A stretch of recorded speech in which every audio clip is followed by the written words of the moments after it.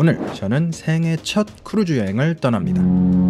앞으로 3일 동안 크루즈선에서의 일상을 생생하게 보여드릴 건데요. 독보적인 바다 풍경으로부터 맛있는 고급 요리를 즐기며 스릴과 휴양이 조화된 경험을 선사하겠습니다. 덤으로 돈도 조금 따고요. 지금부터 노르웨이언 선사의 최대 등급 선박을 타고 카리브해로 향하는 잊지 못할 여정을 함께 하시죠. 제 생애 첫 크루즈를 타보기 위해서 지금 마이애미에 나와 있습니다. 별다른 지체 없이 바로 이동해 보도록 하겠습니다. 탑승 절차는 꽤 간단했는데요. 항구 입구에서 위탁 수화물을 맡기고요. 럭셔리 클래스인 헤이븐 숙박객을 제외하곤 체크인 창구에서 크루즈 티켓, 여권, 그리고 신용카드를 제시하면 됩니다. 위의 절차를 마친 후에 보딩 카드와 객실 키 카드를 받았습니다. 이 카드는 선내 결제 수단이기도 합니다. 대기구역에서 처음으로 배를 제대로 볼 수 있었는데요. 와, 진짜 크다. 조이라는 배이고요. 선사에서 운영하는 배 중 가장 커다란 브레이크어웨이 플러스 클래스 선박으로 길이가 무려 333m, 축구장 3개 정도의 크기입니다. 인증샷을 찍고 싶었는데 배가 커도 너무 커서 이 거리에선 불가능했고 2일차를 기약해야 했습니다. 금방 탑승 시간이 되었고요. 드디어 제 첫 크루즈선에 발을 디뎠습니다. 이 배는 총 20층의 갑판이 있고 저는 현재 7층에 위치해 있습니다. 제 객실은 12층 좌연에 있어서 그쪽으로 이동해야 했는데요. 탑승 직후 바로 한층 위로 올라가라는 안내를 받았는데 Is this the assembly station or? Oh, okay. Thank you very much. I'm done. Okay. Thank you. 머스터 스테이션이라고도 불리는 이곳은 비상 상황 시 승객들이 모이는 곳인데요. 비행기와는 다르게 많은 크루즈선은 객실 내에 구명조끼가 없기 때문에 모든 승객은 집합장소 위치 숙지를 위해 반드시 체크인을 하게 되어 있습니다. 이제 제 객실로 가볼까요? 호텔 객실에 들어갈 때에 비해 상당히 두근거렸던 게 앞으로 며칠 동안 이곳에서 바다에서만 볼 수 있는 순간들을 처음으로 보게 될 거라 생각하니 상당히 기대되더라고요. 앞으로 3박 4일간 묵게 될 제 방에 오신 걸 환영합니다. 이제 드디어 실감이 나고 드디어 이제 내가 크루즈를 떠난다 이런 느낌이 좀 들어요.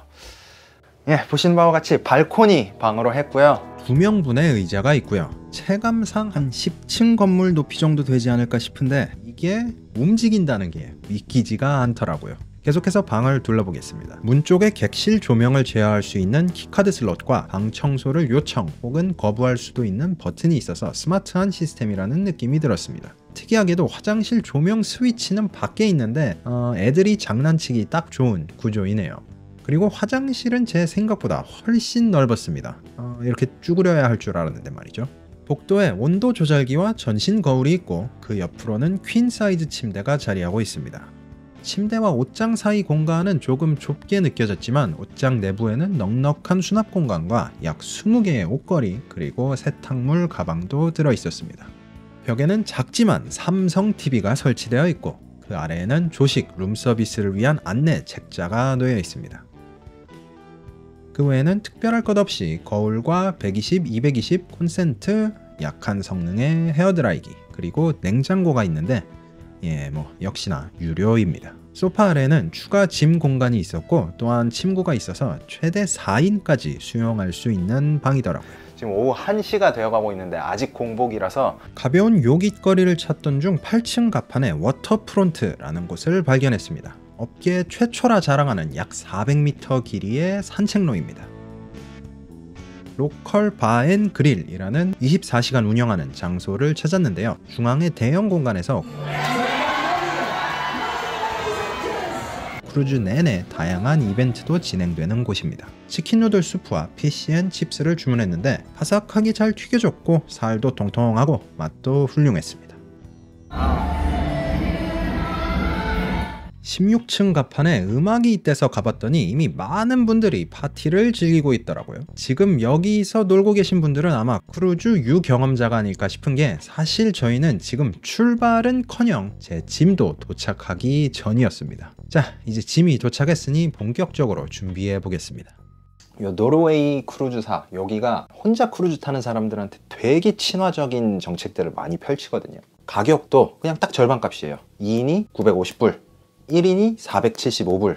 무제한 주류 패키지와 스페셜 다이닝 한 끼 패키지를 선택했더니 최종 비용은 $551가 되었습니다. 팁만 미리 선불하는 시스템이더라고요. 경쟁사 중엔 2인이 $980인데 오히려 1위는 $1070을 받는 곳도 있으니 참고하시길 바랍니다. 가격뿐만이 아니라 스튜디오 라운지라고 혼자 여행하는 사람들만 들어갈 수 있는 간단한 음료, 스낵 이런 것들이 구비가 되어 있는 라운지가 있다고 하거든요.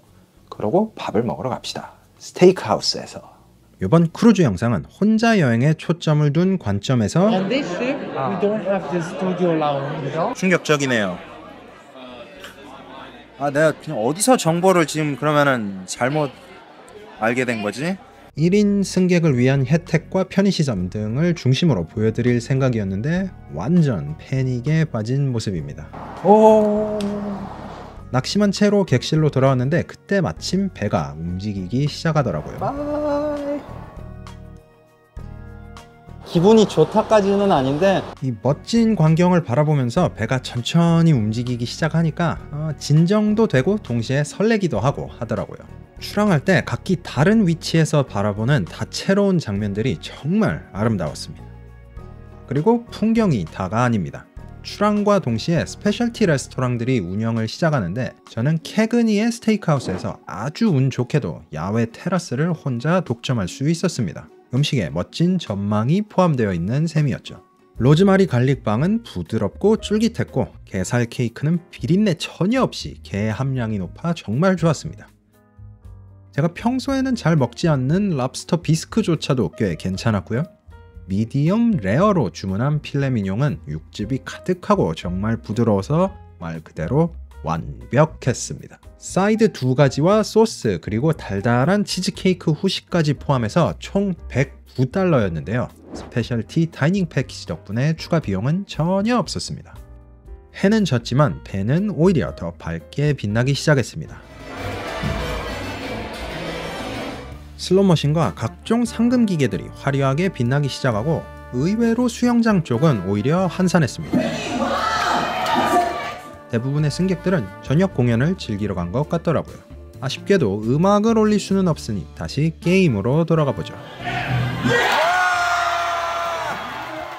자, 여러분이라면 그냥 $540 받으시겠습니까? 아니면 200 혹은 $1000가 들어있는 반반 확률에 도전하시겠습니까?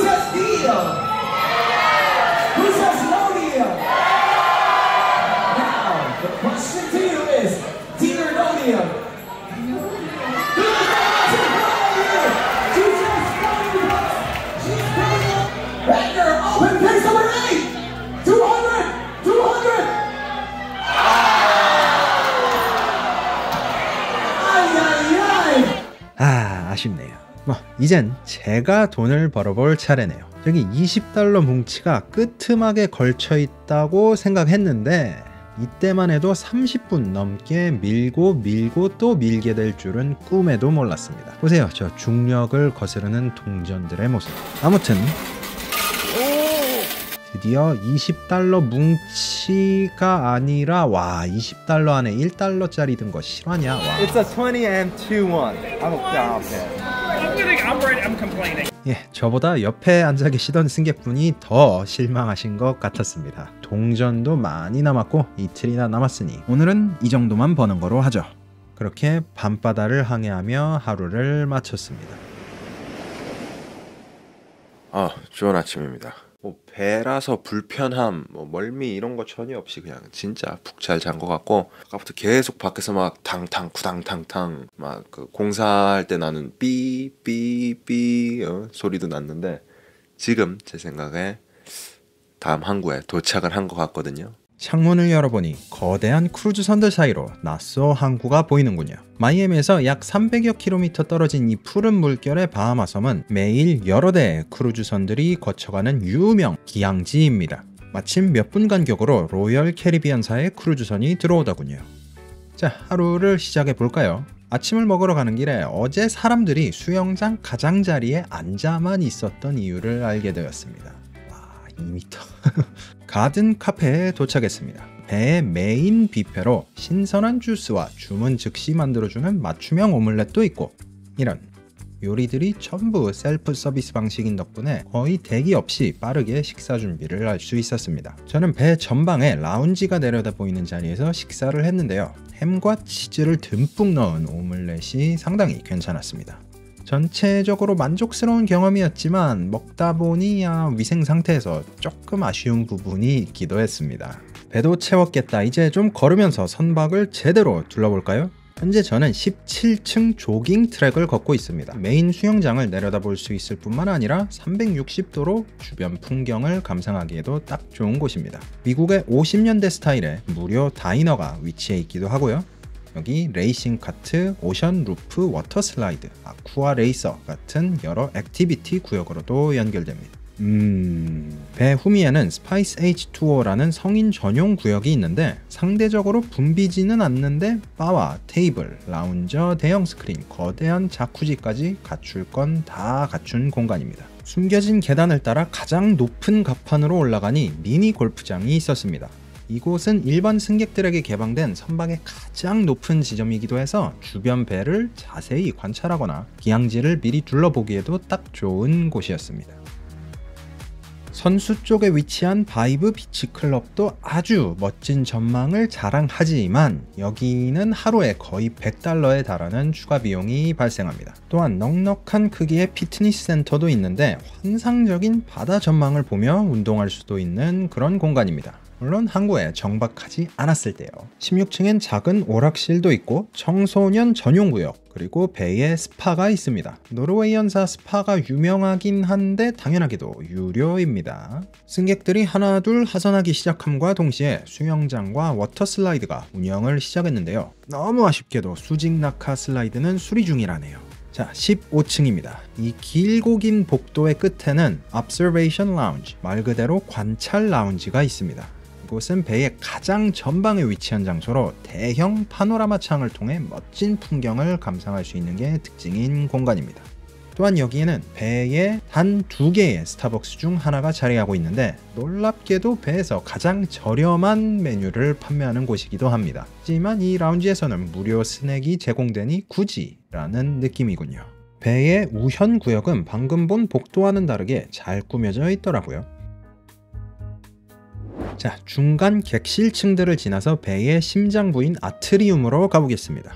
계단을 따라 6층에 내려가면 더 소셜이라는 스탠딩 코미디 겸 나이트클럽 역할을 하는 곳이 있고요. 철판 요리 전문점인 대판야끼 유료 레스토랑이 있고 바 2곳과 무료로 이용 가능한 세이버와 테이스트라는 2개의 다이닝룸도 있습니다. 배 전방으로 걸어가면 구매가 가능한 예술 갤러리가 있고요.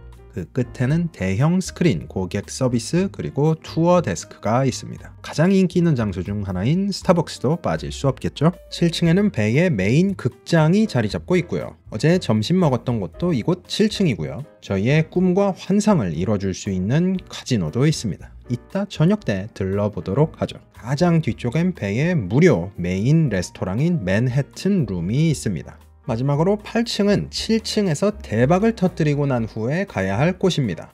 물론 이곳이 전부 명품 쇼핑만을 위한 공간은 아니에요.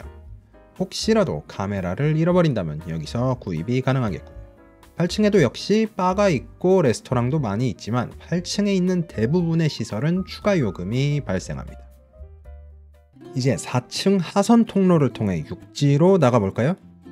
정말 거대하고 경이롭지 않습니까? 개인적으로 해당 기항지나 기항지 관광에 큰 관심이 없으시더라도 이렇게 멋진 사진 촬영 기회 하나만으로도 하선할 가치는 충분하다고 생각합니다. 아이고, 그러니까 어딜 가나 지금 이 배들이 너무 멋있어가지고 혼자서 조금 둘러보고 시간 되면은 저기 선사에서 주최하는 워킹 투어 그것도 해보고 Hello! 그러니까 2개를 다 해보면서 이제 비교를 좀 해볼 생각이었는데 30분 넘게 사진 찍고 동영상 찍고 하느라 저 배 저기서 내린 거거든요. 지금 이제 여기까지밖에 못 나왔어요. 하는 수 없이 바로 앞에 관광구역만 빠르게 둘러보기로 했는데요. 아무래도 크루즈 승객이 손님의 99%를 차지하다 보니 미국 사람들에게 익숙할 만한 것들이 대부분이더라고요. 특이한 점으로는 중앙광장에 흔히 레게머리라고 부르는 머리를 따주는 사람들이 엄청 많았습니다. 입구까지만 가볼까 하고 왔는데 보시는 바와 같이 투어용 밴이 수십 대가 자리 잡고 있는 정말 크루즈를 위한 항구였습니다. 노르웨이연사는 $50어치의 무료 투어가 가능해서 공식 기항지 투어를 체험해보기로 했습니다. 정말 아름다운 투어였지만 나소 도보 투어가 그리 인기 있는 투어가 아니란 걸 금방 깨닫게 되었죠. 엄청나게 더운 날씨에 역사적이긴 하지만 가파른 계단까지, 그리고 언덕과의 사투, 꽤나 힘든 운동이었습니다. 두 개의 아주 중요한 건물이 있습니다. 하나는 미국 대사관, 하나는 바하마 국회 건물인데요. 첫 번째가 대사관이고요. 국회의장 주차 자리까지 그냥 걸어서 둘러볼 수 있을 정도로 참 대비되는 모습이네요. 덥네요. 아주 더워요. 만약에 이 배를 타거나 캐리비안 쪽에 이제 크루즈를 타게 되면은 절대로 오후 1시 넘어서는 야외 투어는 하지 마시길 바라고요. 이제 한 1박 2일 지난 거지만 크루즈를 타고 있으면 타고 있을수록 조금 더 크루즈는 계획형 성향의 사람들에게 조금 더 맞는 것 같다라는 생각이 조금씩 들고 있어요. 즉흥형인데 내가 전혀 돈에 연연하지 않고 부유하다 하면은 뭐 전혀 상관없을 수도 있는데, 금방 시간이 흘러서 저희 손 흔들어준다 사람들.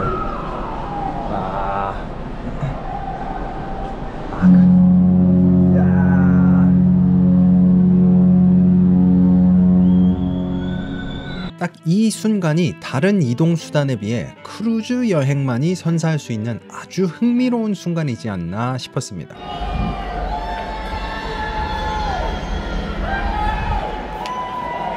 이렇게 한 대, 두 대 떠나보낸 후 저희 배도 이 푸르른 바다의 섬을 떠나 또 다른 섬으로 향할 시간이 다가왔습니다. 그런데 출항 직후 얼마 지나지 않아 정말 상상조차 하지 못했던 장면을 목격하게 되었습니다. 저 배가 왜 이렇게 가까이 오는 거지? 라고 생각하고 있었는데 사람들이 고개를 내밀더니 오 마이 갓, 이게 대체 무슨 일이죠? 설마 저 사람 배에서 다른 배로 뛰어내리려는 걸까요?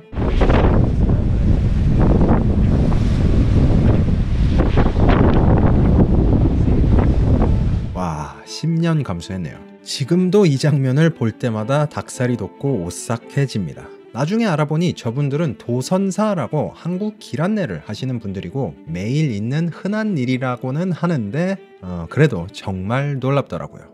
배의 메인 무료 식당인 맨해튼 룸에 저녁을 먹으러 왔는데요. 세일러웨이 뷰가 큰 장점이고 또한 스테이크하우스의 식사류들도 저렴한 추가 비용으로 구입이 가능했습니다. 하지만 기본 메뉴도 충분히 훌륭하더라고요. 클램 차우더 그리고 뉴욕 스트립 스테이크까지. 다만 고기 부위가 조금 운이 없었습니다. 질긴 힘줄이 고기 전체를 가로지르고 감싸고 있어서 먹는데 꽤나 힘이 들었습니다. 달콤한 초콜릿 무스로 마무리한 훌륭한 저녁 식사였습니다. 영화 상영회가 있다고 해서 왔는데 하필 공포 영화더라고요. 극장으로 피신했습니다. 고객 만족도 최고라는 평의 엘리멘트가 공연 중이었는데요. 아쉽게도 촬영이 금지되어 있어서 여기에는 홍보 영상으로 대체합니다. 밤이 깊어지고 또 한 번 배는 반짝이기 시작했습니다. 노르웨이연사의 전통 글로우 파티가 열렸는데요. 어른들, 부모님들, 아이들, 심지어 보행기를 사용하시는 할머니, 할아버지까지 모두 함께 음악을 즐길 수 있는 행사였습니다. 물론 저는 구경했고요. 파티와 카지노를 즐기고 나니 배가 고파져서 치즈버거로 배를 채우고 그렇게 하루를 마무리했습니다. 굿모닝! 크루즈 여행의 셋째 날입니다. 오늘 아침의 풍경은 어제와는 완전히 달랐는데요. 여기는 그레이트 스터럽 K라는 노르웨이언 선사가 크루즈 승객들을 위해 제공하는 회사 소유의 개인 섬입니다. 이 물 색깔 좀 보세요. 진짜 물 맞나? 라는 생각이 들 정도로 정말 푸르지 않습니까? 조금 후 직접 확인해 보겠지만 배고픈 상태로 탐험할 순 없겠죠? 승객용 소형선이 준비되는 동안 따뜻한 토스트, 햄과 치즈 오믈렛, 비프 해시, 그리고 감자로 아침 식사를 해결했습니다. 음식은 상당히 훌륭했는데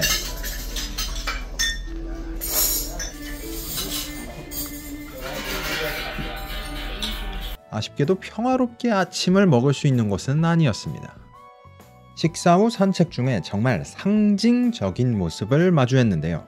저 멀리 보이는 것은 다름 아닌 아이콘 오브 더 시즈, 현재 지구상에서 가장 큰 크루즈선입니다. 아니 바다상이라 해야 되나? 무튼 소형선을 타고 그레이트 스터럽 K 섬에 발을 디뎠습니다. 맑고 푸른 물을 좋아하신다면 반드시 방문해야 할 명소입니다. 직접 보시죠. 심지어 얕은 물가에서 물고기가 보이기도 합니다. 혹은 그저 푸른 바다를 바라보며 힐링할 수도 있고요. 모래 위에서든 선베드 위에서든 말이죠. 자료 영상 아니고 실제 제 자리에서 본 모습입니다. 배로 돌아와서는 자쿠지와 썬데크를 즐기며 정말 물에서의 하루를 보냈는데요. 정말 아쉽게도 수직 낙하 슬라이드는 오늘까지도 수리 중이더라고요. 이쯤 되니 진짜 좀 아쉽긴 했습니다. 어쩔 수 없이 잔잔해 보이는 슬라이드를 탔는데요. 생각보다는 스릴 넘치는 경험이었습니다. 신나는 시간을 보낸 뒤 observation 라운지에서 스낵을 즐기며 푸른 바다를 감상하며 평화로운 시간을 가졌습니다. 이윽고 마지막 저녁 식사 시간이 다가왔습니다. 오늘 뷔페의 테마는 아시아 요리였는데 볶음밥, 똠양꿍, 데리야끼, 바비큐까지 다양한 메뉴가 준비되어 있었고 거의 현지 음식 마냥 꽤나 맵지만 맛있었습니다. 특히 이 코리안 바비큐 비프는 정말 훌륭했는데 그에 비해 몇몇 메뉴는 그냥 평범한 편이었고요. 물론 치즈와 델리, 피자, 햄버거 같은 기본 메뉴도 여전히 준비되어 있답니다. 마지막 항해를 시작해볼까요? 레이싱 카트를 타볼까 잠깐 고민했는데 1인당 15달러 치고는 좀 느려 보여서 대신 방에서 일몰을 감상했습니다. 밤이 되어서 경품 추첨과 빙고에 참여해봤는데요.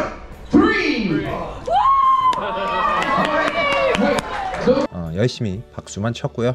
로비에서 즉석 복권을 팔고 있길래 사보려 했는데요. 보실지 모르겠네요. 귀 빨개진 거 이거. 너무 화가 나가지고 이거 사는데 진짜 힘들었습니다.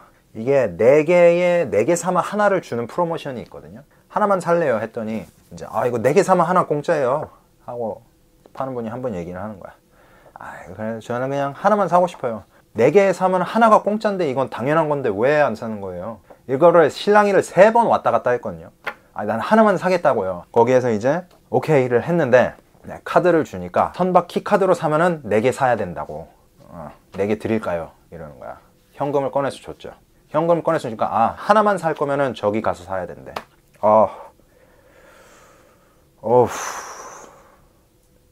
기분이 영 안 좋아서 복수를 다짐했습니다. 어떻게든 내 돈을 노리는 회사에게 가장 큰 복수는 역시 돈을 따오는 거겠죠? 그렇게 따고 자, 그래서 총 얼마를 땄고 얼마를 썼는가? 이 명품 매장에서 있는 거 다 주세요 할 만큼 벌었을까요? 결산서를 확인해보니 3일간 총 103달러를 따냈습니다. 와우! 하지만 그러기까지 70달러의 비용과 거의 4시간 가까이 소모했습니다. 그리고 창피하게도 이 엉터리 기계에 20달러나 썼습니다. 오락실 생수 한 병, 커피, 빙고의 도박 비용까지 합치니 총 175달러를 쓰고 103달러를 벌었네요. 크루즈 요금, 무료 패키지, 선내 지출, 서비스 차지 팁까지 모두 합친 총 비용은 684달러였습니다. 그렇게 밤이 지나고 해가 떠오를 때쯤 마이애미로 돌아왔습니다. 개인적으로 상당히 만족스러운 첫 크루즈였고요. 육지에 발을 디디자마자 다음 크루즈를 계획하기 시작했답니다. Goodbye, Joy. 다음에 다시 만나길.